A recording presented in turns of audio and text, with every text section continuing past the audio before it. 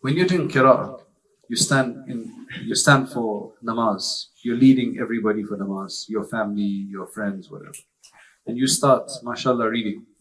Where is your focus?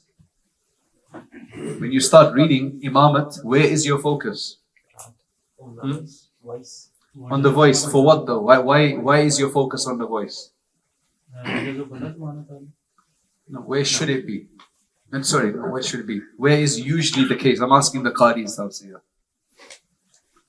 Usually, the shaitan makes us think of the people ke wo joom jaye.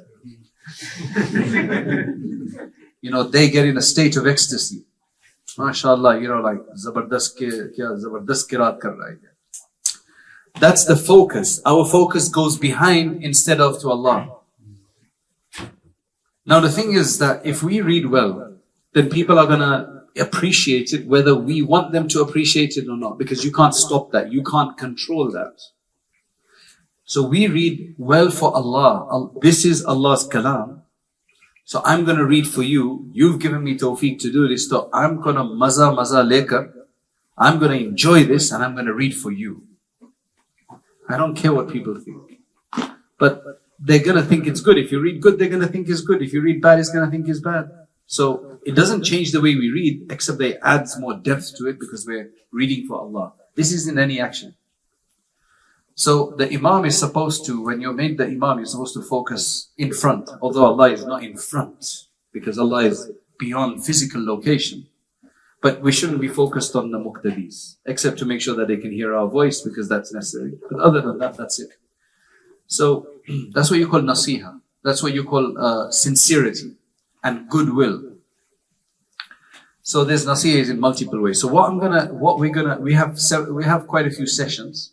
So I'm going to cover small selections from different kitabs on different subjects. The first one today is from Imam Nahlawi. Imam Nahlawi was a Syrian scholar, rahimahullah. He was a Syrian scholar from about, I think, 150 to 200 years ago, from Damascus.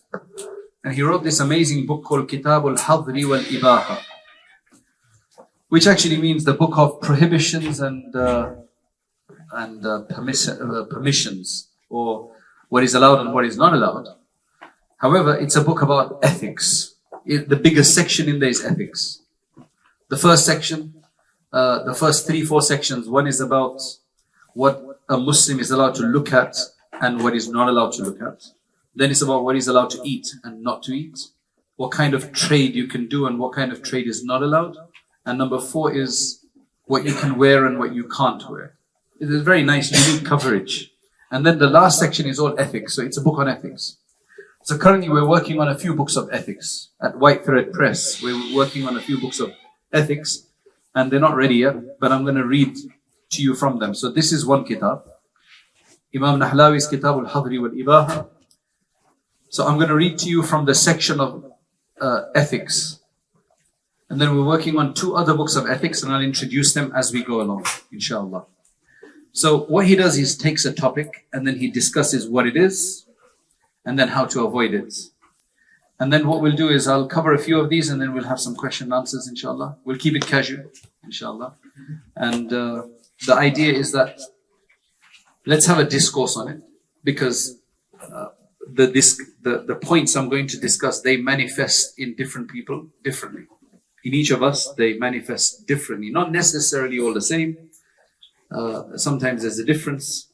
So if you have your own experience about this or you want to ask a question, then feel free to ask the question at the end of each section so that inshallah we can deal with it. Now, it's a possibility that I don't know the answer, and that's fine. We don't know the answer, we just say we don't know. And it feels so good to say that, actually. You know how good it feels to say I don't know? Because when you don't know, and you can say you don't know, then it's just like, okay, I don't have to make up something from my pocket. Because that's very difficult to do. Because then you lose your integrity if it comes out wrong. So it's just easy to say, I don't know. Imam Abu Yusuf, rahmatullah alayhi, you know him? Where was he from? Multan or from, where is he from? Yeah, Faisalabad. Faisalabad didn't exist in his time. It used to be Lailpur. Well, I don't even know if that existed. Islamabad definitely did not exist. G? Yeah, you're right. MashaAllah. He was from Baghdad. I think he may have been in Kufa first, then he came to Baghdad, where he was definitely the Chief Justice of the Abbasids. And the Hanafi madhab has spread to at least 50% of the world due to multiple reasons. Right? One of them is that the Umayyads were in power. They were the first dynasty. After the Khulafa, the Umayyads, after Muawiyah and so on, they were the first, you can say the first dynasty. They lasted until 132 Hijri, after which the Abbasids took over. Saffar was the first one. And then his younger brother, I think, or younger cousin is Abu Ja'far al-Mansur. He became the greatest, one of the greatest of the Abbasid. He's the one who established Baghdad. Baghdad did not exist in time of the Prophet ﷺ. Kufa, Basra, you've heard of those as well, right? They did not exist either. When the Sahaba moved to Medina, from Medina Munawwara, they emigrated for their da'wah purposes to Iraq. In the time of Umar radiallahu anhu, they didn't enjoy the Abu Hawa, the environment down there. So Umar radiallahu anhu said, two sets of people in different directions that find some place that will be appropriate. So one group, they ended up in the place called Kufa, where Kufa became Kufa, and the other one ended up in another place which had a very old inhabitation called, I forget the name of it. It's a very historical small place. That's where they established Basra. Today, Basra is still a big thriving city. Kufa seems to have lost its greatness. This is how the world goes. So these were established in Umar radiallahu anhu's time. And Baghdad was established way after in 134, 35, after that time. And Baghdad was established as a round city. It's quite interesting. It was a round city. The walls, they had walls around cities before. So it was a round circular city with 4 quarters in like 4 slice segments. In the center was the Jami', that's the central masjid of Baghdad, and the Khalif's palace. And the first circle around was supposed to be I don't know you guys, but that was the army quarters, that the camp? Yeah. And then maybe defense after. And then Bahriya town after that, something like that. Aisa kuch tha, I don't know exactly. But that's how it was. So, why was I talking about them? Imam Yusuf. So, mashallah, they picked up Imam Yusuf as the Chief Justice, and they would prefer the Hanafis. So now, wherever they ruled, you need judge. Wherever the Islamic rule goes, you need a wali, a governor, a minister, and a judge to judge the people's masail, their problems and issues. So they would prefer the Hanafi judges. They would prefer Hanafi muftis. There were others, obviously, but because that's the time Imam Shafi'i was had functioned already actually. So they preferred Imam Abu Yusuf and the Hanafi judges. Then after that, multiple other dynasties that ruled the world, they were Hanafis usually. So you had Seljuks were Hanafis. Then you had, who else was Hanafi? The Ottomans were the longest and the latest of, until the early 1920s or whatever it was. So they were all Hanafis for like 500 and something years or whatever it was. So that's helped the Hanafi madhab. Of course, Allah does as He please. That's what really is, right? We can't say Hanafis are only popular because of them. Well, that's what Allah wanted. Come on. That didn't happen despite Allah not wanting it, is it? Right? So that's how it happened. That's the system. So why am I talking about that? And why about Imam Yusuf? Yes. MashaAllah, you're following. That's really amazing. So Imam Yusuf was once sitting on the mimbar, the pulpit. And somebody asked him a question. And he said, I don't know. He said, how can you sit in that maqam and you say you don't know? He said, well, I'm sitting here according to how much I don't know. No, sorry. I'm sitting here according to how much I do know. If I sat here according to how much I don't know, I'd be up in the heavens. You know, wahan upar hota hai. So I don't know, people expect that koi bhi Maulana or Mufti, he knows every answer. And then some people who are put into that position, especially if you're on social media, then you feel obliged to give every answer. And then you make stuff up. Because you have some idea, so then you try to make it up. And a lot of the time we go wrong. And you shouldn't do that. You should say, I don't know. It makes life easy. They're like, why don't you know? Sorry, I don't know. Main kya karoon? I don't know. Khalas. Se bahut aasani ho jati hai. Just remember that. So don't, for a talib al-ilm, for a student, I don't know is amazing. Don't just say I don't know to everything.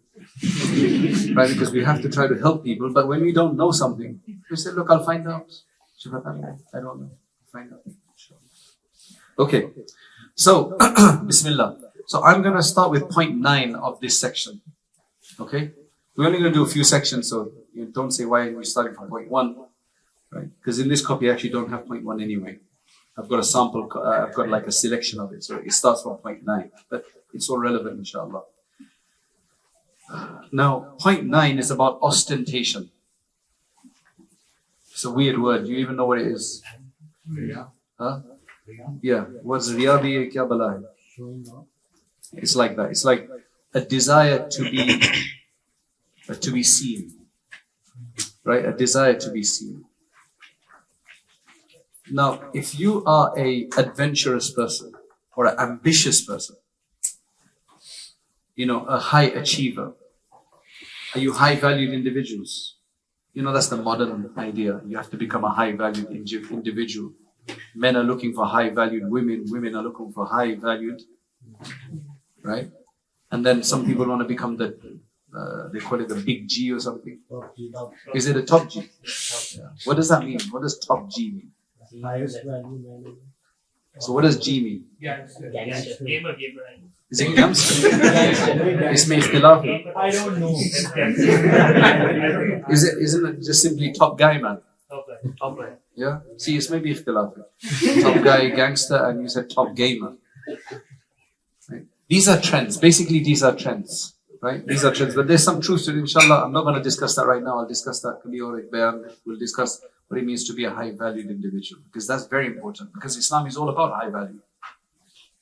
In Jummah, the hadith I quoted about the two guys is all about high value. Right? So, being high-valued is very, very important. Now, what happens today is that today is the zamana, the time for ostentation. Because we have tools for ostentation now. You never had tools for ostentation. In history, did you ever have a tool for ostentation? Think about it. Was there any tool for ostentation that you could literally buy off the shelf or find online? Was there something? You had to try a lot. I sometimes think, you know, you've heard of Ibn Hajar Asqalani, Imam Ghazali. You've heard of these people, right? Rahmatullah alayhi. How did they get their books out to people? Like, how did they get their books out? Today, if you want to write a book, right, you tell ChatGPT to write it, put your name on it, send it to Amazon, they'll print it for you with a cut, and then you start selling it. Right? How, and you can become popular if it makes sense, and you know, you're writing about something that relates to something popular, it's gonna make it, you know, you could become popular, and then you pay for advertisement, you pay for influencers to promote your book, and you know, there's a science behind it. You could use a science. How did you promote your book in those days? How did Imam Ghazali's book become so well known? Because in those days, there was no publishing. There was no printing. There was no mass printing. You had to literally handwrite your book. Kitne nuskhe likhenge? How many are you going to write for these 6-volume, 7-volume books? How many are you going to write? I've been thinking about this. How do you do this? Like, how many are you going to write? You know, you write your book first, then after, it's got a lot of substance in. Then you want to write another book. Why would you be copying books to give out to people? Even if you wrote 5, 10 copies, then you're going to give out to people. Ajib, Allah subhanahu wa ta'ala takes it out. So Imam Malik rahmatullah, he wrote a famous book called the Muwatta. Muwatta comes from the concept of watta'a yuwatti'u tawti'a, which basically means to tread on something. Muwatta means the trodden path. trying to say that whatever I have mentioned in there is the trodden path of Islam. Yani, this is what has been practiced. There's nothing new in here. It is the authentic, reliable collection of what has been practiced, according to his view. So others said, you know what? There's other scholars who are also writing books like yours. Now, if you came up with something unique and then somebody copied you, you're going to go to the copyright agency. He said, you know what? It's okay. He says that whichever one is for Allah, that will remain. مَا كَانَ لِلَّهِ يَبْقَى. Whichever one is for Allah, that will remain. Positive in the minds of people. So today we live in a time where you can literally buy ostentation. Forget ostentation, you can indulge your vanity more than ever before. How? Do you think ever in history people have looked at themselves as much as they do today? Like, just think about it, something simple as that. If you wanted to look at yourself, you'd have to carry a mirror with you. Okay? Initially you had crude mirrors. You probably have to go to a lake and peer, or get a bowl of water and look inside there and make sure that the concave and everything is correct so that you don't look like what's that social media that you can twist your face? Snapchat and weird things like this that change the creation of Allah. Right? So then polish silver, polish brass, and all of these things, and then mirrors. Today, mashallah, it's on your phone, so you're not just looking at yourself, you're actually tracking yourself. You take pictures as well. You're going somewhere in the train or something, and somebody's taking pictures. So like, what did you just do? Why are you taking a picture of yourself? Selfies, yeah.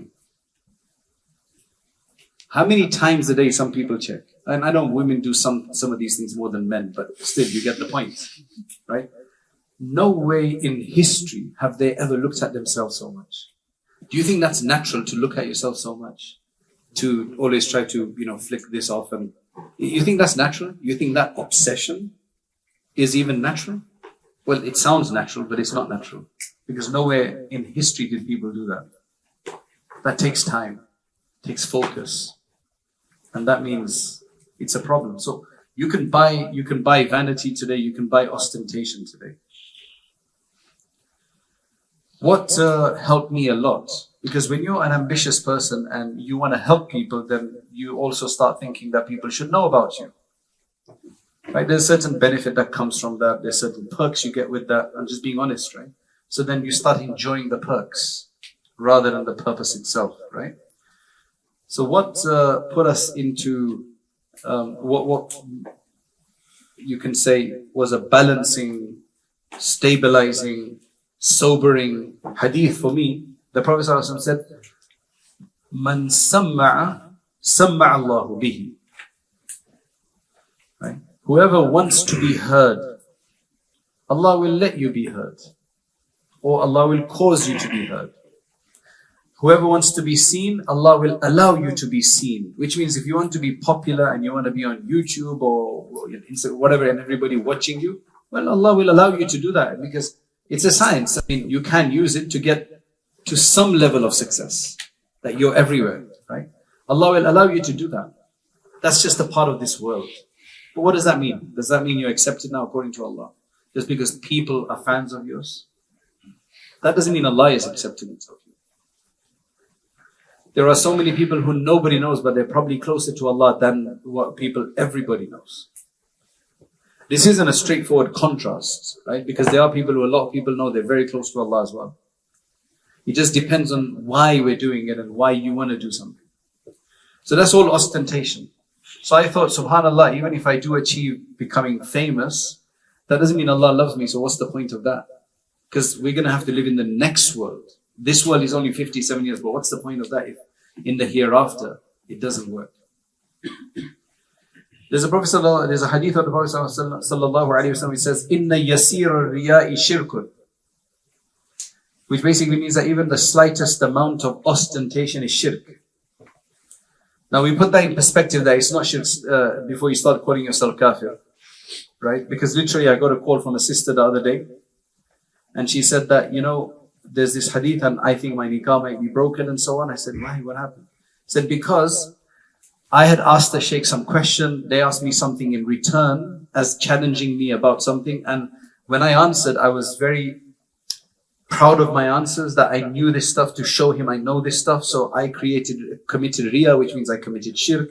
And that means I committed kufr, basically. That means my marriage is broken. I said, subhanallah. This is an exaggeration. Inna yasira riya shirkun is an exaggeration to cause people to desist from it. That if you should think like that so that you don't do this. Because it is shirk. Like literally in the sense that if we're doing something that we should be doing for Allah, for somebody else, then Allah is going to say on the day of judgment, just go to that guy and take your reward from him because you did it for him. You didn't do it for me. Why are you asking me for reward? Right? So it's not shirk, yani. So I said, look, when you were doing this, did you think that you were like Allah? She wasn't understanding because these people have waswasa, OCD. So I realized that. So then I'm telling her that I said, look, let me ask you a few questions. Because when they ask you from different ways, they want to make it like, yes, please tell me it's kufr. Right? OCD people, bichare, that's what usually happens. So they're like, please tell me it's kufr. So usually I ask them, like, do you want me to tell you it's kufr? No. That's not what I'm asking you for. So I said, okay, fine. Did you consider anybody equal to Allah? She said, no. I said, did you deny Allah any of his characteristic and imply that to impute that on somebody else? She said, no. I said, well, that's not kufr or shirk. That is what kufr and shirk is. Proper kufr and shirk. This is an exaggeration. It's like saying that if you do your ishraq prayer or you look at your mum or your parents with loving, compassionate, loving, you get a reward for umrah. You go for umrah is going to be much more superior than looking at your parents. Okay? But you at least get the base reward of that. So it's an encouragement using a virtue that everybody recognizes and values to encourage another value. They do this in the Sharia all the time. There's a more technical way of understanding this, which I can share with you. Maybe you've already been shared with you. I don't like to bore you with the same things that your teachers must have told you. But you know, when it has hadith like this, so the way we look at that is, if you have, let's just say, ishraq prayer. You know, ishraq prayer is the one you do after sunrise. What's the virtues of it? You get like a umrah reward, right? So how do you compare umrah to ishraq prayer? Ishraq prayer, the highest reward you can get if you do it well and everything is like the base reward for umrah. What does it mean? What does he mean by base reward and highest reward? Every ibadat that we do, except, well, even fasting, but fasting has got a slightly different category. Every ibadat that we do has a base reward. You know, the angels that we have that are allocated to write the rewards down, they have a score sheet.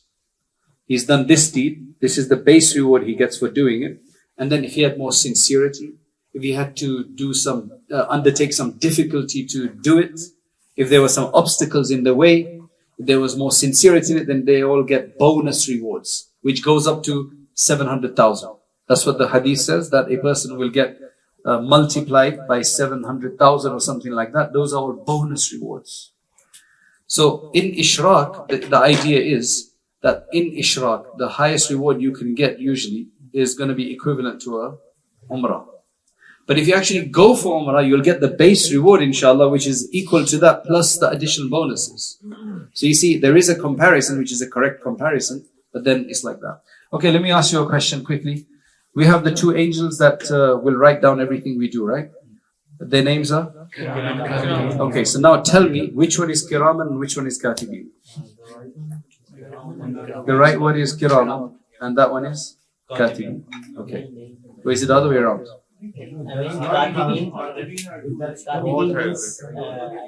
Okay, hold on. Before you guys, how many of you agree with him? No. The right and left. Katibin means two. Katibin. It means two now. Two writers. I thought that was Katibain. Two is Katibain. How did Katibin becomes two? We don't know. We don't know. You don't what? We don't know. But yeah, now I'm asking the knows today, not the don't knows. Yeah, so come and tell me, kaun hai Kiram, kaun hai, or Katibin kaun hai? Because they're listening, and if you get it wrong, they're gonna pata nahi thappad padegi, I don't know what. So you better know which one we're talking about. Work it out. It's so easy. Kiraman katibin. Iska matlab kya hai? Yes. It's like a Mosul. It is like a Mosul Sifat or it is a Mosul Sifat? It is Mosul Sifat. So what? MashaAllah. Zabardast. So Kiraman means noble. Plural. Nobles. Right? And Katibin is the plural of Katib, which means likhne wale. Right? So they both likhne wale and noble. They both noble likhne wale. You understand? So they both Katib Kareem. They both. समझ में आया ना? दोनों मुअज़्ज़ज़ लिखने वाले. So this one is not Kiram and that's not Katib. Thanks for speaking up at least. That's wonderful. Jazakallah. So we got that correct, right? So he's not Kiram. So if you've been talking to him as Kiram, you've been you might have offended him. Maaf kare. Yeah. They're both Kareem and they're both Katibs because they're noble writers. Yeah, Munkar and Nakir, that's two names. Those angels, you have Munkar and Nakir in the grey, that's two separate names. Although it actually applies to both. Munkar and Nakir. It applies to both as well. Right. So, Kiram and Katibin. Why are we talking Kiram and Katibin again?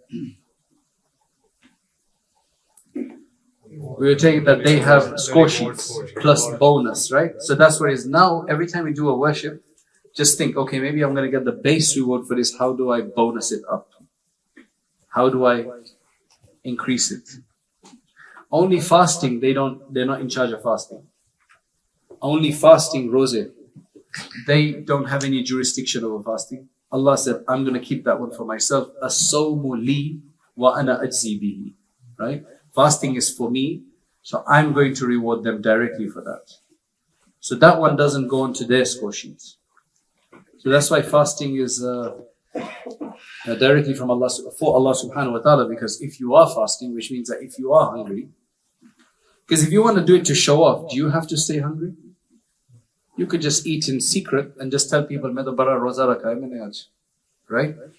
You don't have to stay hungry. If you do actually stay hungry, that means that there is some sincerity in there. So it can't be completely messed up. Right? Unless somebody's watching you all day. Dekhta hai, khata hai ki nahi. Right? Then that might be a different scenario. I don't know what the answer to that one is. Right? But that's the thing. So ostentation, riya. So this is what Imam Nahalawi rahmatullah alayhi says. He says, ostentation, riya is to desire a worldly benefit. Now, he is very particular, very nuanced, so listen to every word of this, right? Especially in his definitions. Ostentation or riya is to desire a worldly benefit by engaging in a spiritual work. Right? So you desire a worldly benefit for a spiritual work which should have been for Allah. So if you're doing something for the people, then there's no riya in that. That might be permissible riya. Which is, so its opposite is sincerity. Basically, if you're doing something which is supposedly aimed at Allah, then why would you do it for somebody else? That's what it's trying to say. But if I'm doing something to help you, not for the sake of Allah, but I want to help you because I want you to prove to you that I'm helping you. For whatever reason, maybe you say, I'm such a nashukra. So I want to do something, then I can do it purely for you. To disprove you maybe. Right? Or something like that. There could be possibilities of that. For example, the previous Shaykh al-Hadith of Darul Deoband was Mufti Sa'id Bananpuri Sahib, rahmatullah alayhi. He used to come to our masjid. So he told us his history. He's from Gujarat in India. Gujarat. And Darul Deoband is in UP. UP people usually in the knowledge field have superiority complex in a sense. Not everybody, because all the big akabir were usually from there. Deoband, Saharanpur, Muradabad, Thanabawan, Jalalabad, what else? Nanota, Lucknow, all of this is UP. So the biggest buzurgs at that time, that's where the movement started, that's where it all started from. So they, for a person from Bengal, West Bengal, or from Bihar, or from down south, or from Gujarat, to get a position in Darul Deoband is difficult. And usually, mashallah, their ilm is usually better. Because, wahan ye ilm ka ghar hai, that's where the madaris were initially and so on. So it's very difficult for anybody else to make their mark. Now, Mufti Palampuri Sahib, he says, he's very an ambitious person. So he gets a position there. And he's obviously facing some probably hostility, facing some hostility and so on. So what he did was he got a book, one of the most complicated books written by Maulana Qasim Nanotwi, one of the founders of Darul Deoband, called Abe Hayat. The name of it is Abe Hayat. It's a Maulana Qasim Nanotwi was some really crazy intellectual. You read his books, it's like you have to really focus and read it 5 times to understand what he's saying. Not because it's just complicated for no reason, but it's just such deep level, profound stuff. I've tried to read 3 or 4 books of his, and they're not easy. And some are worse than others, some are more difficult than others. Because he just thinks at some other level. He was very young when he died as well. He was just a major thinker. And I don't think people have understood him properly. They've just taken some of his waqi'at and they think they know him, but really it's very deep. So, Abi Hayat is one of the most complex. So he said he started writing a commentary on it, and he tells me, he said, I wrote it riya'an. What do you mean riya'an? He said, I wrote it riya'an so that I could get people off my back. So they could take me seriously. You understand? They could take me seriously. Otherwise, they don't take you seriously. I don't know how bad it is, but he says, just so that they can take you seriously. Yes, this guy knows his stuff. He's academic enough that he's writing a commentary on Abi Hayat. Come on. Like, there can't be anything bigger than that one there is, but you know what I mean. So he said, I did it riyad. So sometimes it could be justification for what you do to prove a point, a pious point, a righteous point, or to get people off your back. Now, who considers themselves smart? That they get things quickly and, they've used that. How many of you consider themselves smart? Is it just me? Okay. Right. MashaAllah. 3, 4, 5, 6, 7, 8, 9, 10, 11. You guys call them like position holders or something. I keep hearing that word. What does that mean? Position holders. I see. Right. So you get distinctions and so on. Right. So when you're smart, then I'm just sharing, being transparent, I'm just sharing with you these little tensions in the mind. So what happens when you're smart, you rely on your brain, right? You rely on your mind that, I want to get this, I'm very ambitious, I want to achieve this. Then the problem comes is, our teachers used to tell us, apne aap ko kuch na samjho. I used to hear this from our teachers. Apne aap ko kuch na samjho. So now I had a conundrum in my mind that how do you think yourself as nothing and then go and do deen ki khidmat? To do some khidmat, to give a bayan, to help people, you must think yourself capable at least. So if you think yourself as nothing, then how can you be useful and productive? I could not reconcile this in my mind. Like, how do you deal with this? I was sufficiently concerned about it because all of those stories of people who are very smart but started showing off and started being a bit too much in front of the teachers as well, and how unko badwa lag gayi and they messed up. Because sometimes you do get ahead of yourself. I've seen people now, after being in this world nearly 50 years, you see trajectories of people, and I've been worried about myself, to be honest, as well, right? And Allah Ta'ala bas hifazat kare. That's the main thing. So I just couldn't understand this. And one day the Shaykh has visited and we ended up staying awake with him all night, discussing things, and finally I got my answer. Right? That in front of Allah subhanahu wa ta'ala, you think of yourself as nothing. I've got a long way to go. I've got a long way to go. But you recognize your capabilities. Allah has given me these capabilities. This smartness or whatever it is that you have, the money that you have, the smartness that you have, the ability to speak, the ability to make money, whatever it is. Allah has given me that, but that doesn't, the akhirah has to come into that. What is all of this going to get me? And then I found a dua. And that dua, nobody but the Prophet ﷺ could have made this dua. The Prophet ﷺ is the greatest knower of Allah. Nobody knows him more than the Prophet ﷺ. Because Allah is unfathomable fully, isn't he? Because he's the ultimate being. It's impossible to encompass him completely. So if there's anybody who knows him more than anybody else, it's the Prophet ﷺ. That's number one. Number two, he loves Allah more than anybody else. And even greater, Allah loves him more than anybody else. So now you've got somebody who loves Allah, who knows him, Allah loves him. And number four, the interesting idea is that he's the one who has the greatest ability to articulate a meaning. Most eloquent and effective. Because lots of people have different ideas and feelings and emotions in their mind, but they can't articulate them. They try to, but they can't. They don't have the words to do it. The Prophet ﷺ was the most eloquent speaker of Arabic language, and Arabic is a very comprehensive language where they have multiple words for different shades of the same idea. Right? Like just for lion, it has like some, I don't know how many words. For sheep, how many words it has. For love, it has like 28 stages. For just love itself, the concept of love. Right? So, now the Prophet ﷺ, all of this information he has, he articulates it. And he brings together two very conflicting ideas. These two ideas.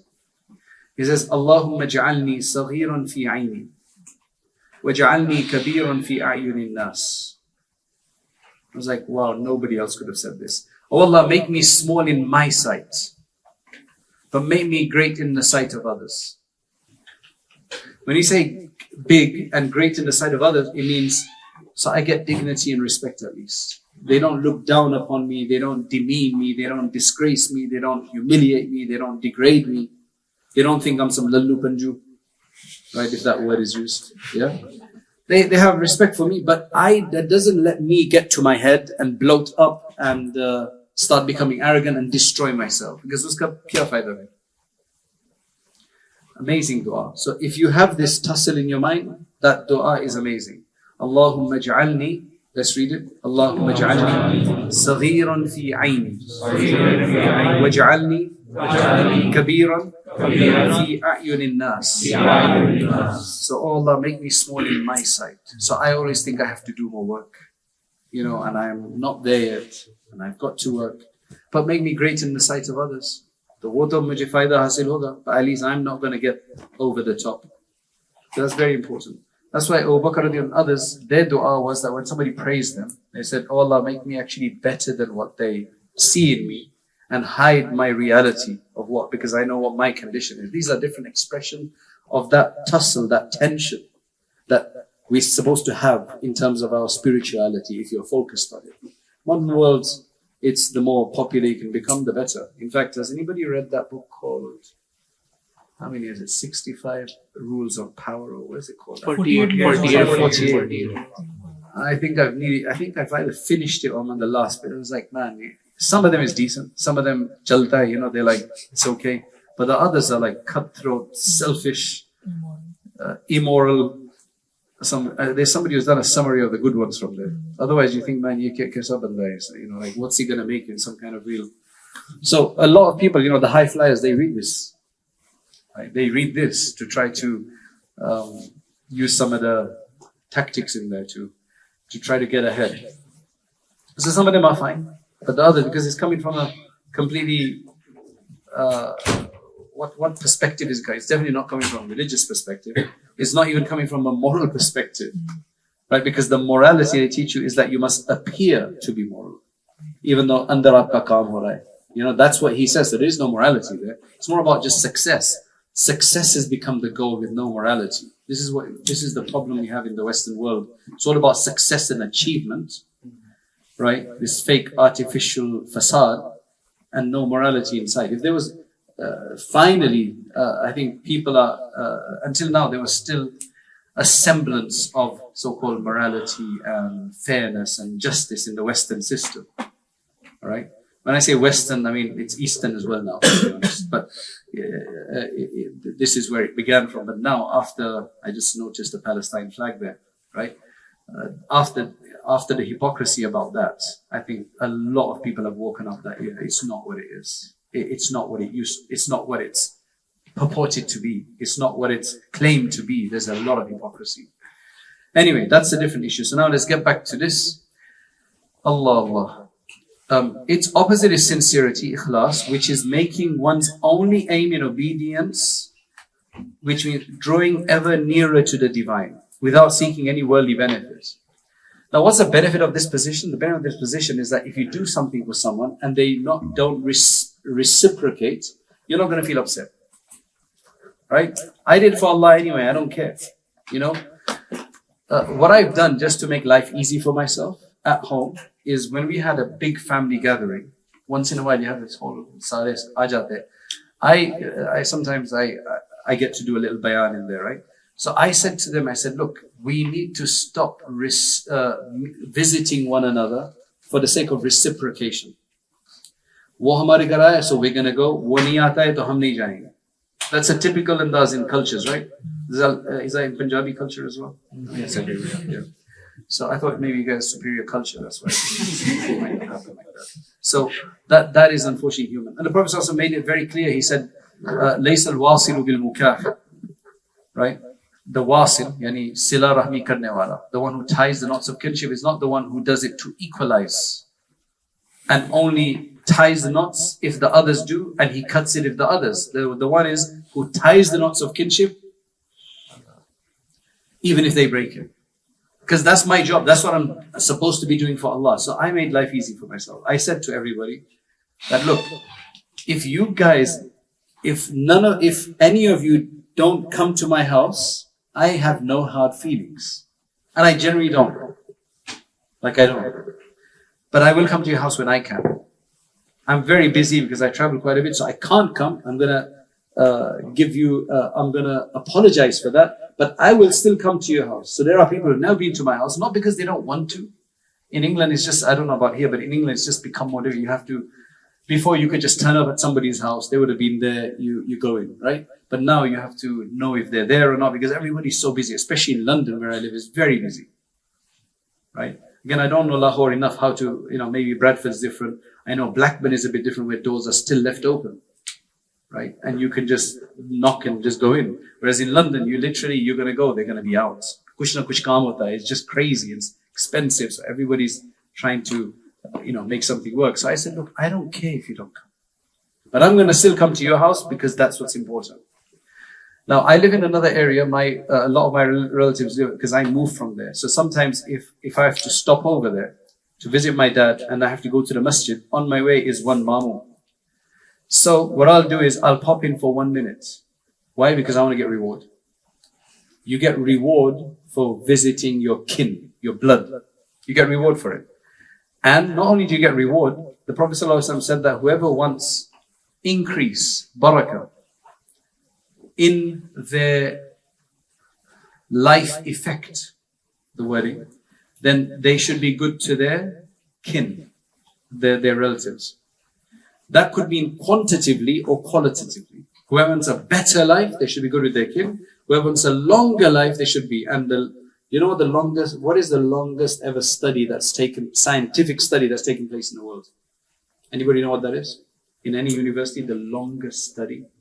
Is it the one they did over 100 years? It's about 80 something. Yeah, trying to figure out what makes like a happiness. Yeah, that's in Harvard. Yeah.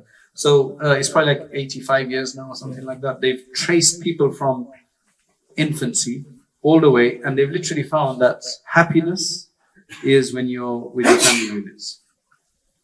Right? And that's one struggle that we have, that if you've got bad elements, there's nothing you can do to divorce them. You just have to do the best to make it a way to get you to Allah. It's tough. Just don't expect them to change, that's all. That's the easiest way to do it. You be how you are, I'm going to be the best. So I literally pop into my auntie's house, my uncle's house for a minute. They say, Aisa kyun aaya?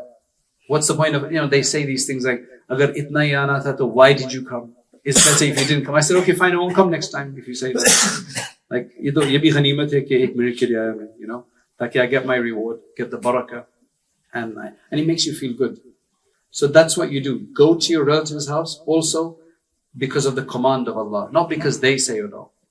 Right? Of course, if somebody doesn't want you to come, then you do it differently.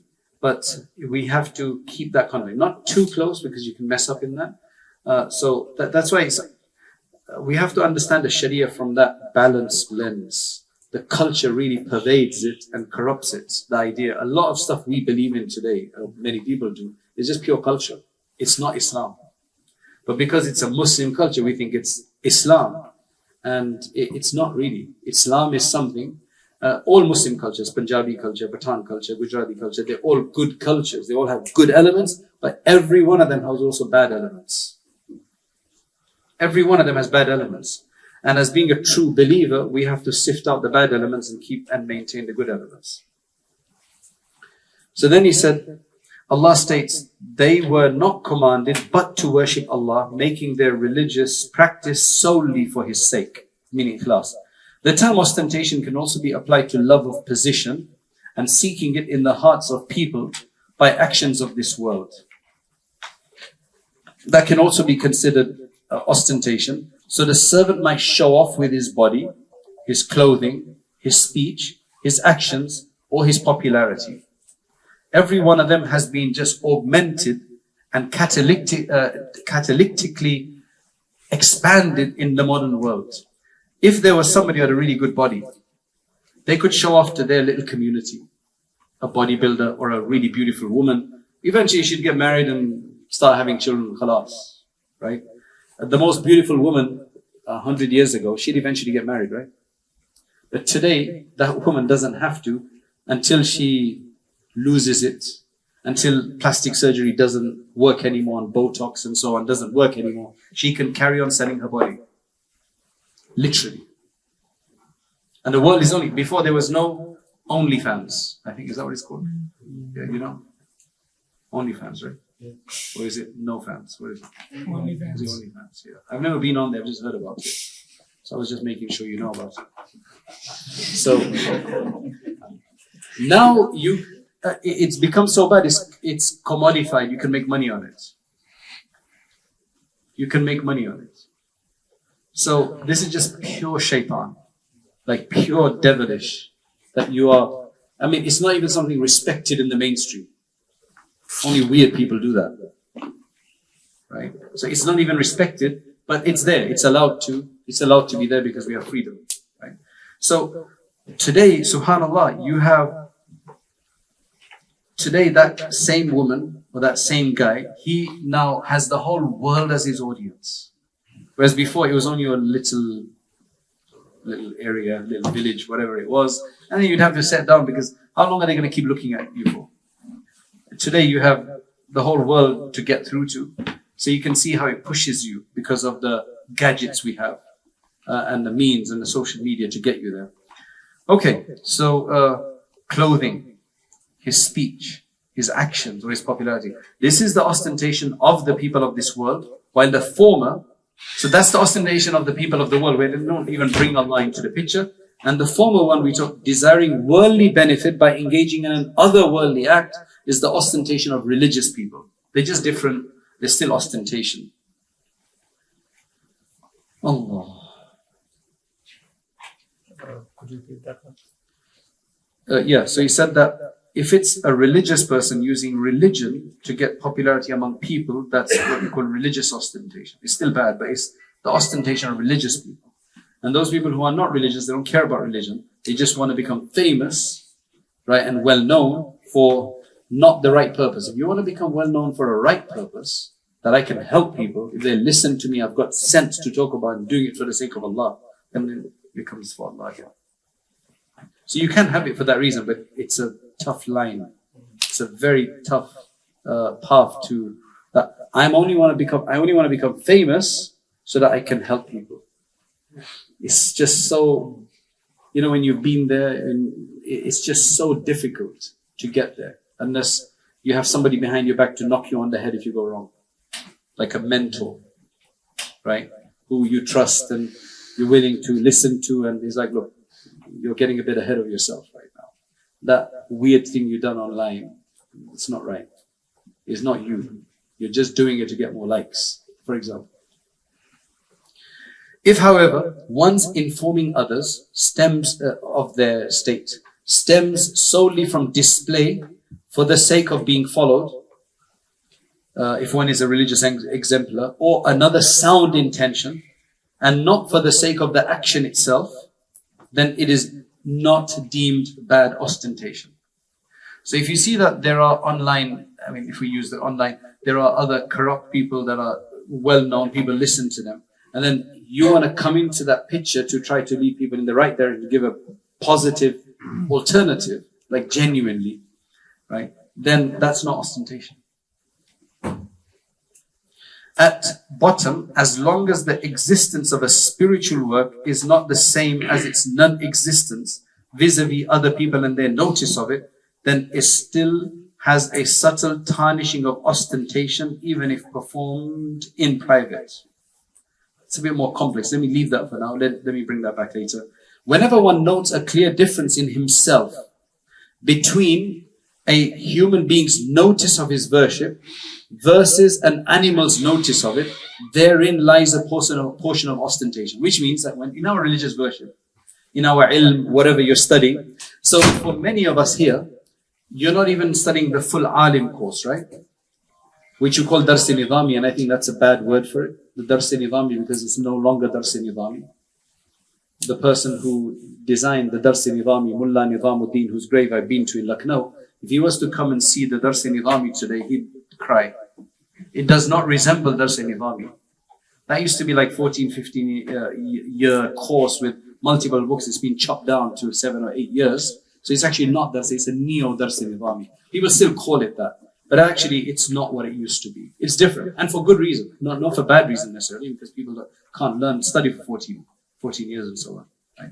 So, you're not even doing that. But if you're from a family where they've never had anything like this, then you are Maulana Sahib. Right? You are, mashallah, well respected. If they respect things like this, right? So obviously that's going to create that could create a bit of ostentation. So what he's saying here is that in the work you're doing, the good work you're doing, see how you would feel if a human looks at it and if an animal looks at it.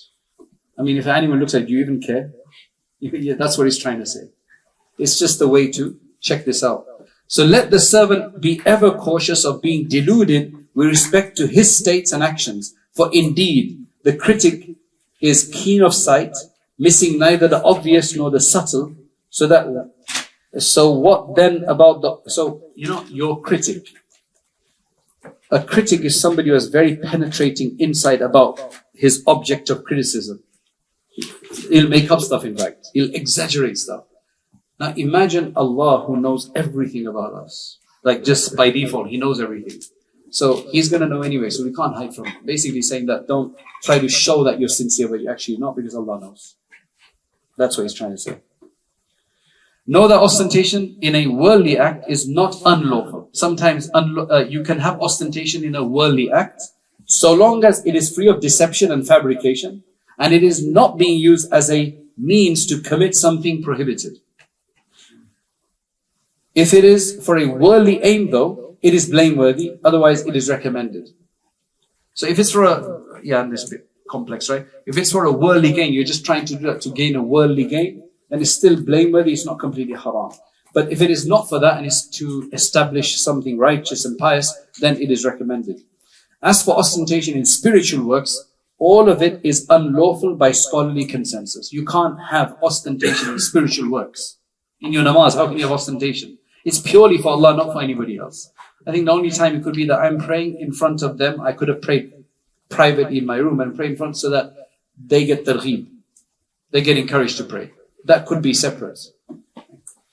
In fact, if it is the actual reason for worship in the first place, such as one who prays the obligatory prayer in front of people, yet normally does not do so when he's alone. Purely batane ke liye, right? He doesn't pray at all otherwise. Then that could entail kufr and unbelief according to some scholars.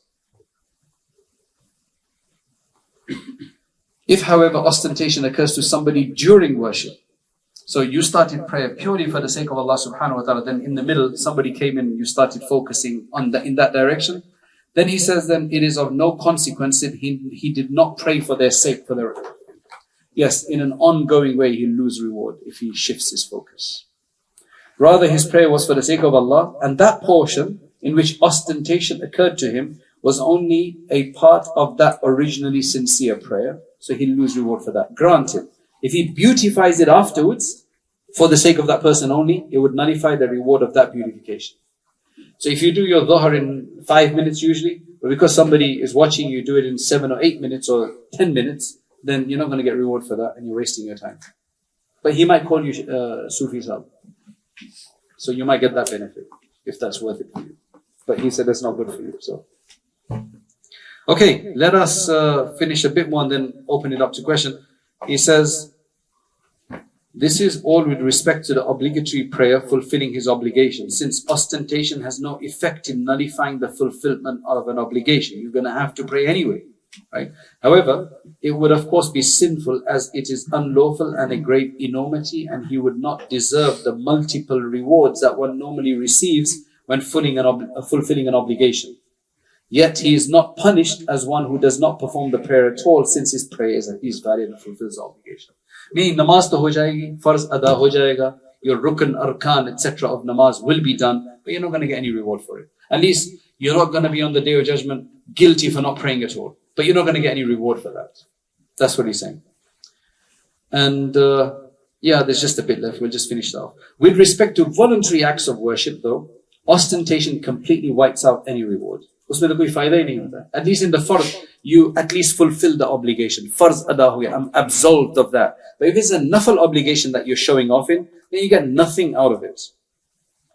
Rendering it as if he did not pray at all. So if one performs the sunnah prayer of dhuhr, for example, out of showing off, Ahmad nahi padta hai, but this day he did it to show off, such that were it not for people, he would not perform it. Legally, he takes the ruling of one who did not pray it, contrary to the obligatory prayer, as you already know. Does that mean you don't pray it? Maybe you can, if you do think about it at that time, you say, no, I'm going to start praying it from today. And then you start praying. Use that as a catalyst to help. Ostentation does not deal with fasting. Roze mein riya nahi hota hai. As the latter cannot be seen, because what is fasting? It's not an act you do. It's an act that you do not do. You just abstain is fasting. You don't do anything when you're fasting. At least not to establish its reality, can you? Because it just means don't eat, don't drink, no sexual intercourse. That's fasting. So it's an inaction.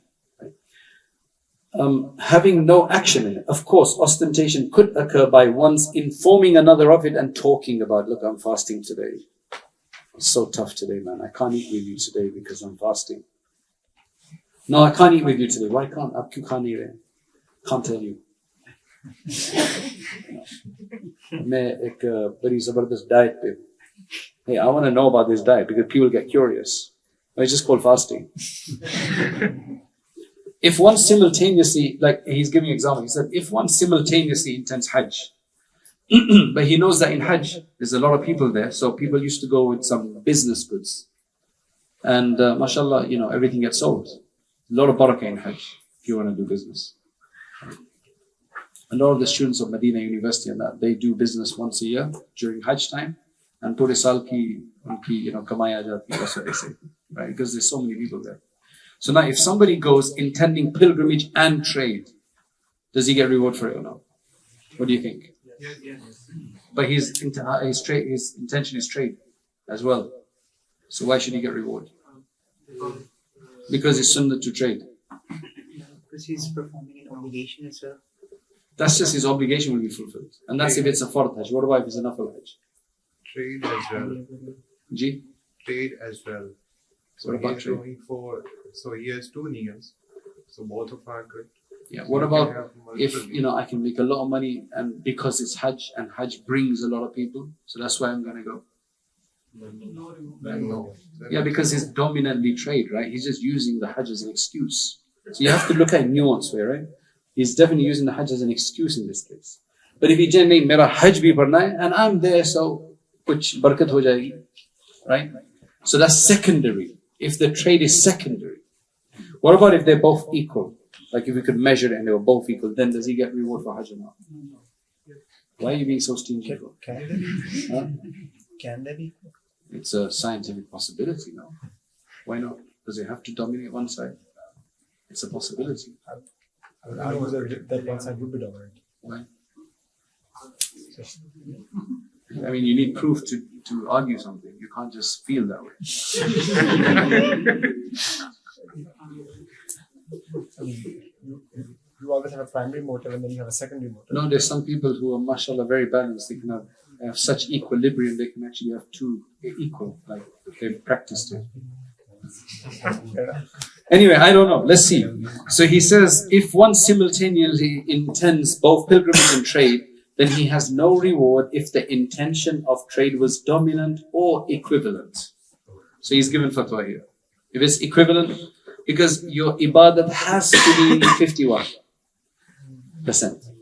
If it's equivalent, and again, we're not going to go judge that. In fact, the person himself might not be able to judge that. We're going to have to leave that to Allah. What that means is, whoever's in doing this, they better make the Hajj dominant. Otherwise, if it is equal, it's not good enough. So it's a theoretical discussion, you could say. You understand what I'm saying? Because practically, how would you decide? You're right. How would you decide? I don't think it's impossible. It's just, how would you gauge that? I don't think they made a tool for that yet. Yeah. Maybe ChatGPT, AI could figure it out. Yeah. So, if one heads out for the Friday prayer, as well as to attend some need he has near the masjid, wahan wo dukaan bhi hai, I can get that. Bahut zamane se I need that thing. Let me go to do Jummah this week, taaki mujhe wo cheez bhi mil jaye. Ya wo banda mil jayega mujhe. He's always does Jummah. Right? So what's the reason? Is it, if it's only to meet that guy, then obviously you get no reward for your Jummah. But if it's primarily for Jummah, so that's why he's saying, he receives the reward of heading out for the Friday prayer if his dominant aim is the Jummah. If it's the dominant aim is for the other need, he does not get any reward. If the two aims are equivalent, they are both nullified. They're both nullified. Since the primary aim should be attending the Friday prayer. So it just gets nullified in that sense. I don't think they both get nullified, but the reward gets nullified. Because he'll meet the other guy. Or he'll get hajat uski puri ho jayegi. Okay, that's the end of that discussion. It was a bit deep, but I think I tried to make it as practical as possible because that's how we want to understand, to make it a reality. So let's have, if there's any questions on that. Yeah. You talked about Pani out there. when you said the fard would be fulfilled, but there would be no reward. Yeah, in a fard, because you see the way the Hanafis look at this, Shafis look at things slightly differently. There's a difference in madhab.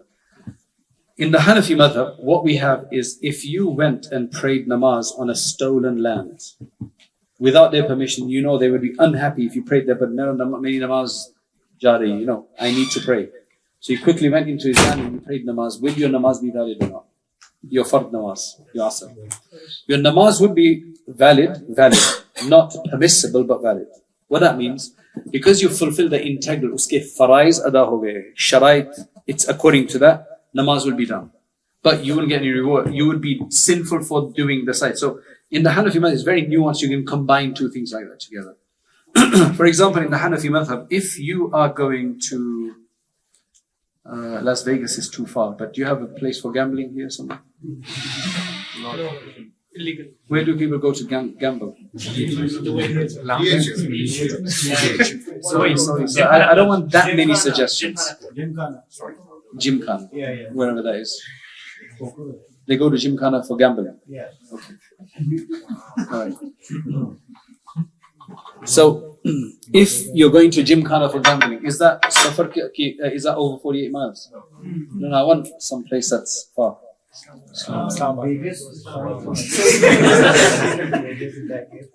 Chalo. Let's just say somebody's going to Las Vegas to gamble, right? Can he do qasr namaz on the way? Theoretically, yes. Shafi say you can't. Shafi say you can't. They said that the end relates to the means. So this haram safar. Let's just say you're going to visit some illicit relationship in Karachi. A'udhu billah. You can't do safar. You can't do qasr in your namaz. Agar namaz bhi aap pad rahe ho to. I mean, it's possible, right? Why? According to the Shafi'is. They say that the end relates to the means. If you're going for a safarul ma'siyat ka safar, then you can't you can't benefit from the discretion that's provided. Hanafi say, no, we're going to look at these things differently. This is sinful, but namaz padhe to suffer, that's unrelated. They're not so related, right? That's an external thing. So there's different ways of looking at this. So why did I mention this? What was the question? If fard is fulfilled. Yes. So that's why he's saying that your fard will be fulfilled. So at least you can say that I didn't miss it, but you won't get any reward for it because your intention was for something else. But because you did the actions, of every fard like namaz, it's got so many sharait and so many integrals. You fulfill those. You've done your ruku, sujood, qa'da, kirat. Ho gaya. You understand? But you don't get any reward for it. So when you said reward, are you saying that would be an additional, meaning that he would not be asked on the day of judgment? Yeah, you wouldn't be asked on that. So it's not you no longer would be sinful for having missed it. But out of all of the worship, fard has the highest rate of return. You do 2 rakats of nafil prayer and you do 2 rakats of fard of fajr. The amount of fajr reward is way more than the 2 rakats of nafil. The value of it. That's why in Ramzan, what they do is Allah increases every fard 70 times and increases every nafil to the reward of a fard. So what does that give you? If this is the fard is increased 70 times and nafil is equivalent to a fard, then that gives me an idea that a fard gets 70 times more reward at least than the nafil. Just by that understanding. That's what he's saying. You're not going to get any reward. You're going to miss the reward. Yeah. Like when you mentioned the issue of ostentation with regards to you're praying and somebody comes. So at times is it not because of the atmosphere that changes and good suffer? Like if I'm praying, You get a good vibe, yeah. or you just remind yourself, then that's fine. That's a good thing actually, to take good vibes, to use good excuses. You're not doing it to show. You're like, La hawla wa la quwwata, main kya kar raha tha abhi tak, let me do it properly now. That's completely fine. Jeevan. With regards to the change in niyat that you have when you're in front of people, sometimes how do you walk the line between wanting to be a good role model, wanting to inspire people, and yet not wanting, some kind of reward or some kind of... Yeah, that's a very difficult thing, but the only way to sort that out is to relate everything or attribute everything that you have by which people are praising you or you feel capable to Allah. So I'm going to think that people like what I have to say or do or whatever because, Ya Allah, you gave me that. It's you who really deserves the praise, but thanks for giving me that. So you have to thank Allah, but you just have to keep in mind that it's Allah who gave it. He could have given it to somebody else. So, Ya Allah, I praise you for giving it to me, and I completely recognize it, and you can take it away anytime you want. So attribute everything to Allah. It takes a while to do that, but ultimately, anytime you just have to remember Allah. And that's what you only get that through eventually gaining what they call ma'rifat of Allah, awareness of Allah. Because that's a reality that Allah has given it to you. Now, if you're very wealthy, why are you wealthy for? Either you worked very hard and you became whatever. Or, in many cases, it's because my dad left it to me. He worked hard. Or my grandfather worked hard. This is heritage. So now the question to you is, if you think that that's, who got you to be born in this family? Exactly. We could have been born in Gaza, right? And suffering. Allah gave us this family. So, no, but I hold their genetics and so on. No, then your faith is messed up because then you're not allowing Allah to be the sole creator and occasioner of everything. Okay, then another question would be that, okay, if it's not that, then who gave your grandfather tawfiq to get what he did? Who gave him the brains to do it? Or the opportunity? There's a lot of people with brains, they don't make it successful. In fact, there's people who make a lot of money and they just get some other kind of fortune. So how did all of those factors come together? So ultimately, it all goes back to Allah, however you look at it. As long as you believe in Allah. If you don't believe, then you'll have some twisted way of trying to make justification for that. So that's essentially what you do. You just have to take everything back to Allah. That's the only way to ground ourselves. It's the only way to remove this. Otherwise, it's tough. And ilm causes you to rise. Because ilm is something that rises, so it causes its bearer to rise. So when you first start studying, Shaitan uses that with the whole tendency of knowledge to be, because anybody in this world who has knowledge, like you see doctors and others who have a lot of knowledge, right? Everybody's respected. So ulama are respected in that sense. So then you start feeling big yourself. So we have to ground ourselves with knowing that it's purely from Allah's sake, and Allah subhanahu wa ta'ala is the only one I can thank, because there's thousands of others like me with similar families, similar social status, but they don't get the tawfiq to do this. So it's all for Allah, yes. Sheikh, when you said that if you offer a fard and you have some kind of riyah in it, the fard will be offered. Well, it depends on, when you say some kind of riyah, then we're proportionate then. If it's full riyah, purely for somebody's sake, then you don't get no reward, but your fard is still done for Allah. And when you talk about obligate voluntary action, you said the action will be wiped off. Why? The reason is quite simple, because it wasn't an obligation on you. So why are you doing it? To get reward. Otherwise, why are you doing it? Yeah. Who calculated these things, and what is the I would say reference behind it, and is it somebody's opinion or established fact? No, this is an understanding from the various different hadiths and Quranic opinions on this matter. And then it's just the practical understanding. It just makes complete sense, to be honest. Right? Unless you want to see it another way, we can judge it like that. But I think it's just completely accurate. Because in a fard, at least you're fulfilling the obligation. So you can't be guilty of not fulfilling. I can say, at least I fulfilled the obligation. Right? Because if you look at the fara'id of wudu, of salat, ikhlas is actually not an integral, because it's assumed to be there anyway. You understand? So if you haven't got that, they say, well, at least your namaz will be done. You can't say your namaz is fasid, can you? Spiritually is fasid. The ulama of spirituality will tell you, your namaz is, forget it. It's going to be thrown back in your head. That's what they say. In fact, fadail a'mal, if I remember, there's a hadith in there, it says that it's going to be thrown back on your face.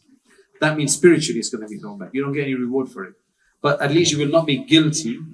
And this is not to say that we do this for this reason, because that's silly. It's just in hindsight, this is the way we judge things. You don't have to do it again, but you don't get any reward for it. Now, next one, make sure it's proper. Whereas in nafil, it's not fulfilling any purpose there. Because you're doing it for others, not for Allah. So it's not fulfilling. It'll only fulfill the purpose. It will fulfill the purpose of showing others they'll call you good. So you can enjoy that. So it makes complete sense, to be honest. There's nothing irrational about it. Bhai. You gave an example of Mufti Abdur Rahman. He wrote a commentary on Abdur Rahman, and the purpose was to get some recognition of his, And get people off his back. and so people recognize that he has a potential, and he gets a position in Darul. No, he was already there. He was already there. But, I don't know the exact nuance, but he was already there. He was already, because they'd seen his value already, and he was already there. It wasn't to get the position. He was already there. It was just to get people off his back. Okay. To say that, he's worth this place. So I'm just wondering, from the perspective of why do you need to prove it to the world that you hold something? Because you're just going to have problems. People are just going to be attacking you. So you're getting rid of attacks. So from a spiritual perspective, can you not reach this one? That's fine. You can if you want to, but it's causing you a problem in your classes. There's people causing you disturbances. So it's completely halal to do that. Now, if you did want to in another way, I'm not going to do anything. You can do that, but there's nothing haram in what he did, because he wasn't doing it for the sake of Allah in that sense. In fact, his was that I want to do this for the sake of Allah. This is causing me nuisance. I want to get the nuisance out. So, yaksui ke saath, I can just do my work. Yes. You're next. Ji? On the same question that you talk about the Sayyid Walpuri that he said that I wrote this book to get the support of people. For example, if you have a vision that you want to do something in this dunya for Deen, And obviously, then, for example, this is the trend that you have to show up, that you have to put your work online. Yeah. And when you put when you are putting your work online, for example, you would be having scholars, you would be having teachers who might tell you that you would get Recognition, you praise. would get recognition, you would get popularity. But so is it allowed or not? And the second, Definitely allowed. So, okay, that's a very good question. and Yeah, okay, go on. And on the same line, for example, if you ask anyone, any scholar, that I want to earn, for example, $5 million or $10 million, let's say, and so I would be spending it on Deen. And similarly, when you ask someone that I want to earn this much of followers and maybe recognition in the society or the country, so that I would be known for Deen and I would influence youth towards Deen. And so they would say, for example, if it's the case of money, they would say yes, it is allowed and it is very good that you're earning money and then you're spending on tours. But if you ask them about fame or maybe popularity or influence, they would say no. Okay, so these are two questions. Let me answer the first question. The first question is, the ulama have answered it in a very simple way. What it is that you can't avoid doing a good action just because you think you're going to have riyah in there. You can't learn sincerity off the job. Now remember this carefully. You can't learn sincerity off the job. You can't build your muscle and if you do not train. If you don't do something about it. So what they're saying is, aap apna kaam karo. Go and do the good deed. And while you're doing the good deed, clean your mind. Because you can't clean your mind before you do the good deed. Usually. Because that's the only time you'll find out. So never abandon an action unless it's very strategic. Right? Never abandon an action because you feel you're going to have riyah. Do it and don't have riyah. Fight yourself to make it particular. Otherwise, shaitan will make you feel like that, and that's a deception from the shaitan. That don't do that, then nobody will do a good action. Do the action and get sincerity. Maybe not first time, inshallah the second time, half. And eventually you'll get it. Right? Because remember, this is my undertaking. I want to do this. So that's the first answer. Don't ever get a good deal. Yes, sometimes your father or your mentor might say, "Nahi, aap aisa mat karna." Right? Because I don't think you can handle it yet. That's a training. Your ustad might say, "Look, I don't want you guys, I know you've reached the 4th year of the Naseeha program, I don't want you giving any khutbahs anyway." Right? Because I think you might just because they might know you better. That's tarbiyatan, that's different. Right? That's number one. Number two, the one is where you want to make so much money so you can spend in the path of Allah. Or the other one is that you want to get, 1 million subscribers so that you can help people. So in the money one, they usually say it's okay because it's easier to manage your intention in that one. Because it's not about popularity, more it's about having a lot of money. Now, paise ki bhi masti hoti hai. The money also has a temptation. But then I think the fame might be even worse. Wallahu a'lam. They're both very similar, to be honest. But the reason I tell you about fame is difficult to manage.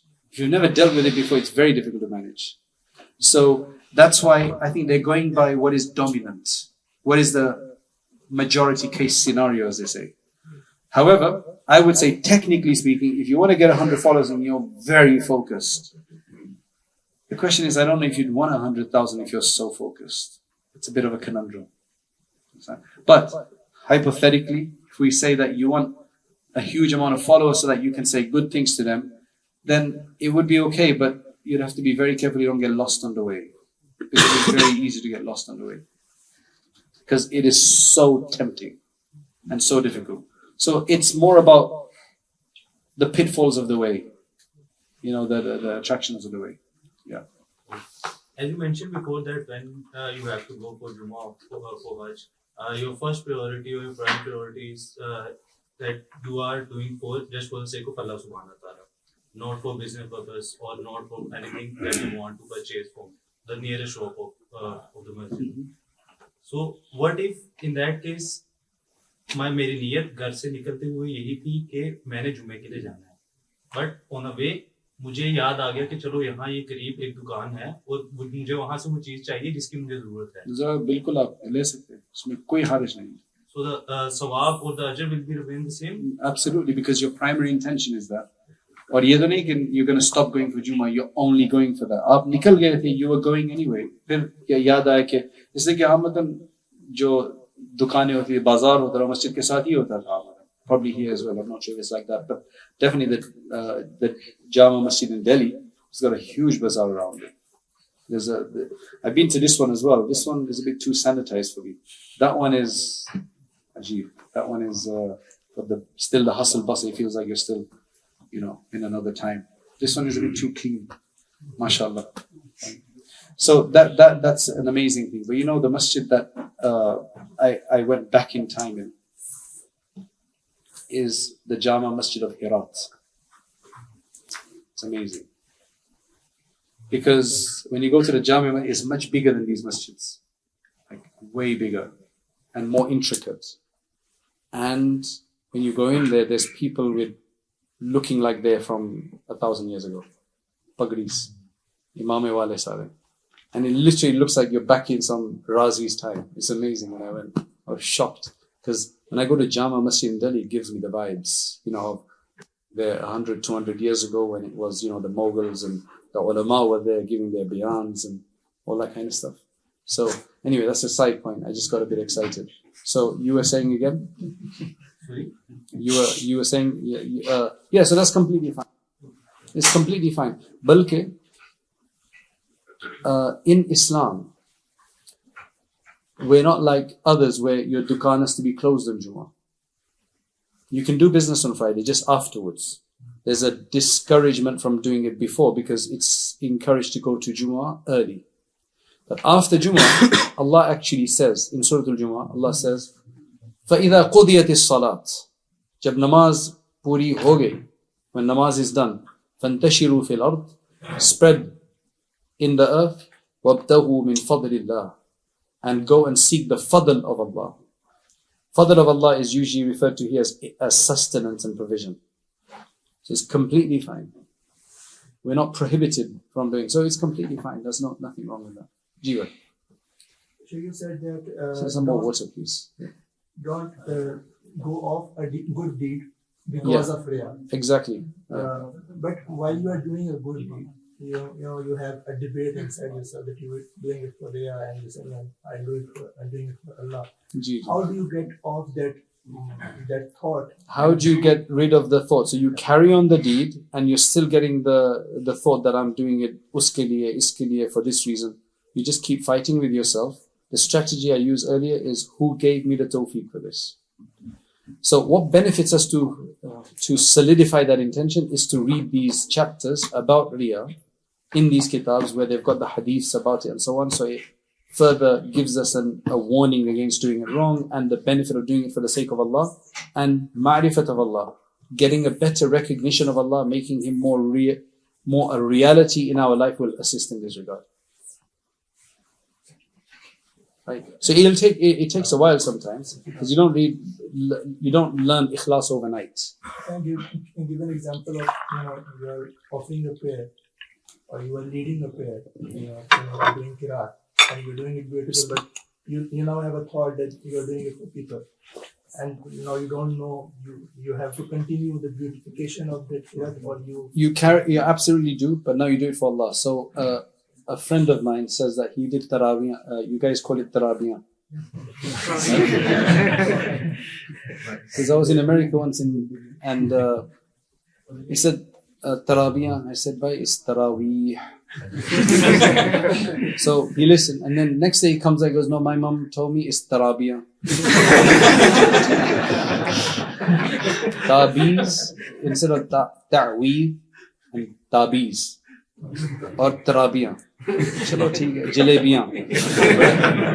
So he said he was doing tarawih with somebody, and he said the reader is a Somali kid. After every so often he would stop, and then he'd read again. So he asked him, like, what is this? He said, to be honest, he said, I get riyah in my heart, so I stop and reorganize myself, reorient myself, and then I do it for Allah subhanahu wa ta'ala. So it's about having that self-consciousness. Now I know it's difficult, something we just forget. But inshallah, the more focus we have, when we start off, we think of it, inshallah, then we can make sure that we keep it along with us. And it's a struggle, but ultimately we'll get there, inshallah. Yes, brother. What if your action is not to show people that you're doing, but just because everyone else is doing it? Like if you pray at home and Then it is for showing everybody. so Because that will count as ostentation. yeah, because you're just doing it because other. Oh no, it depends. If it's to show others, No, then, no, it's not for yeah, showing others. It's just because others do it. everyone Maybe else- karta ho, right? Because why though? Peer pressure. No, like if you pray at home and your friends are, and if one person says let's go to the masjid, and then if someone doesn't go, but he just said if everyone else is going, I should also go. Yeah, then he's going for their reason. But I guess if he then thinks that, chalo, mujhe sawab mil jayega, then he'll get reward. And if he doesn't, then he won't get reward for going to the masjid, but he's just gone along anyway. So would you say that there is a difference between ajr and spiritual benefit at times? Yeah, definitely. Because if our niyat nahi hoti, but you know the fact that you're giving charity out of haram money, but there's some bit of There's a training in there, there's a discipline, there's a practice, there's a adatu se banti. Is that what you're saying? Yeah, I think there's a physical benefit of that if you're not used to going to the masjid at all, you don't really want to go, you go. You're not going to get any reward for it, but at least now you won't see that the masjid is some kind of scary place for you anymore. You might start enjoying it. It might be an excuse. So there is that nuance to it as well. How can you understand the concept of evil eye for showing off with a good intention? For example, both in Deen and dunya. Let's suppose if I will go to example. Let's suppose I'm giving charity, and let's suppose I give a open charity. Let's suppose $500,000, and $500,000, just mashallah. an example. I'm taking a hypothetical example. Let's suppose I give that charity, and Okay, yeah. now it's open like this to inspire others as well for a particular cause. Right. Like my intention is pure. But how we can understand the concept of evil eye here, and on the other side, in the You mean how can you protect yourself from evil eye? No, is it like there will be a possibility of evil eye in that case? There's a as well? possibility even if you give you £1, even if you don't give anything, there's a possibility of evil eye. I don't understand how it relates to this. If But I you're guess if showing you off give for more. for the right intention. No. Okay, that's not showing off. That's just, yeah, you can call it showing off. It sounds like a bad idea. It just sounds negative. So you can say that you're doing it openly to show others. Evil eye is a separate idea. So what are you worried about the evil eye? How we can protect from that? Oh, you just read your du'as along with it. Bismillahilladhi la yadurru ma'a ismihi shay'un fil ardi wala fis sama'i was-sami'ul 'alim. أعوذ بكلمات الله التامات من شر ما خلق قل أعوذ برب الفلق قل أعوذ برب الناس قل هو الله أحد آية الكرسي. You just read that dua and then you do it. Chalo abhi main karta hu. Right? That's what you do. And inshallah nothing will happen.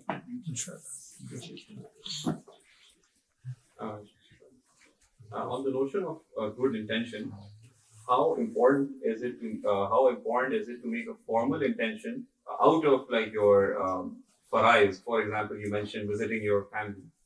So one is that I make intention that I'm visiting my family because I want the sawab, and one is that selfish desire. I miss my grandmother and I want to visit her, or I want to spend on my family because there's a selfish desire because out of love for them. Is that also? So look, you will get the benefit of visiting your grandmother. She might give you a hug and she might give dua for you and she might give you some samosa, whatever, right? So you'll get that benefit. But if you don't, you do it culturally or because she's given you a gift and you want to repay back. So there's nothing wrong with that. But to get reward for something, you need to have an additional intention of a pious act.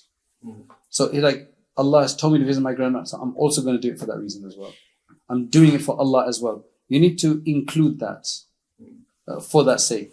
All it is just awareness of Allah, meaning consciousness of Allah at that time.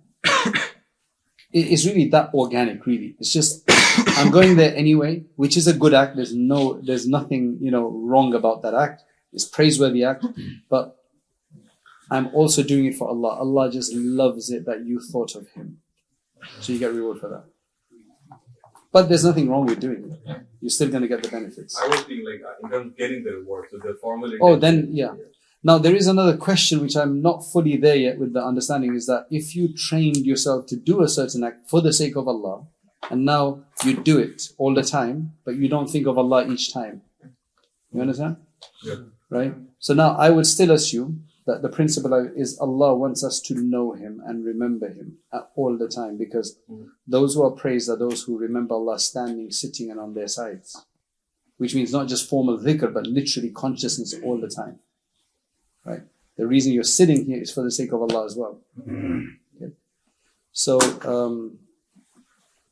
I think you do have to remember Allah to get that additional reward. There has to be an element of additional reward if you think about Allah. It just makes sense. Like you should, because Allah loves it when you remember it. Yes, right. Sometimes there are actions which Allah subhanahu wa ta'ala is rewarded, for example, sadaqah. He rewards you both in this life and in the next one. For example, you increase your wealth in this life and you decrease of your after. So my question is basically this: for such actions, if your intention is solely for seeking the reward in this life, for example, I give a sadaqah and I do it with the intention of Allah, you promised me that you will increase what I have. What do you have to say about that? I don't know about that one. Never thought about it, to be honest. Just repeat it for you. So if somebody says sadaqah, Allah has promised 70 times the reward. That sounds really, it's better than any investment I could make. That's like gambling. It's like, mashallah, So 70 times. Somebody gives you 5%, 10%, 20%, which is probably going to be a scam anyway. This is giving you 70 times the amount. Chalo, bismillah. Right? I don't care about the hereafter. Come 70 times I get in this world. I don't know. Now, if I have to analyze it, kya khayal hai? Mala hayat sahab, kya khayal hai? Yeah, what do you think about that? Can I add on? Yeah. So, what if you make the niyat, like, if it's 70 times, give me what is good in this dunya and the rest in akhirah. Like if I were to add to that niyat, like if it's 70 times, I don't necessarily need 70 times. So whatever I need in this dunya, give me that, and the rest you can give in the No, that's fine. That's not a problem. You can say that to Allah. 70 times doesn't have to be necessarily qualitatively. It could be quantitatively. It doesn't have to be quantitative. It could be qualitative as well. But the answer is, if it's just the focus of the world, then it's fine. It's the first stage. Yeah, I think I understand. It's the first stage. Which means that, when Allah subhanahu wa ta'ala says that you're going to be rewarded if you do namaz, or if you do X, Y, and Z, you're going to get this much reward. That is a carrot for the people on the first stage to get them going. The ultimate stage of the real awliya is they don't even care about paradise. You know what I'm saying? Listen carefully. They don't even care about paradise. What do you mean? They still want to go to paradise. You know why? Because that's the only place you can see Allah. That's why they want to go to paradise. Otherwise, they won't care less. They're so much in love for Allah, with Allah, and their focus is so much Allah that they really don't care about. They say, you can take me to Jahannam if you want, as long as you're happy with me. They're such abds, ibad, servants, slaves. It doesn't make a difference. So the person who's like, look, I only want the 70,000. I don't really care about the hereafter. It's not my focus. It shows he's on the first stage. That should be no problem with that, but he needs to go on that I'm doing it for your sake. In fact, the person who really does it for Allah, the pure highest level of sincerity will be when you do it not for the 70,000 at all. You do it purely, not even for the benefit of the hereafter. You just do it for Allah because I want to please Him. And He's my Lord and He told me to do it. So I guess this person is just on the first stage. And then it carries on. So I've done a lecture recently in my Book of Wisdom series. We'll be covering maybe some Book of Wisdom aphorisms. One of them dealt with this in great detail. That they said that if you do it for somebody, that's Riyah. If you do it for reward, then it's not full sincerity, but at least you're on the right track. You won't be sinful for that. Then if you do it for the next world's benefit, you're still not doing it fully for Allah. Because you still want benefit. You're still selfish gain. Don't tell this to a person who's not doing anything. There's like, what are you talking about? You understand? This is a stage by stage level. So the ahkam and the promises mentioned in the Quran, they're at different levels. They have to be put in perspective. So a lot of them are to just get us on track that, bachche ko wo sweet deke namaz parwate hai, right? Just so they can get used to it. Their nafs, their body gets used to it. They break into it. Then after they tell them, you're doing it for the sake of Allah. That's how it is. Many people are still on that first level. They need just the initial carrot. But ultimately we have to go beyond the carrot. It's for the sake of Allah subhanahu wa ta'ala. So thanks for the question.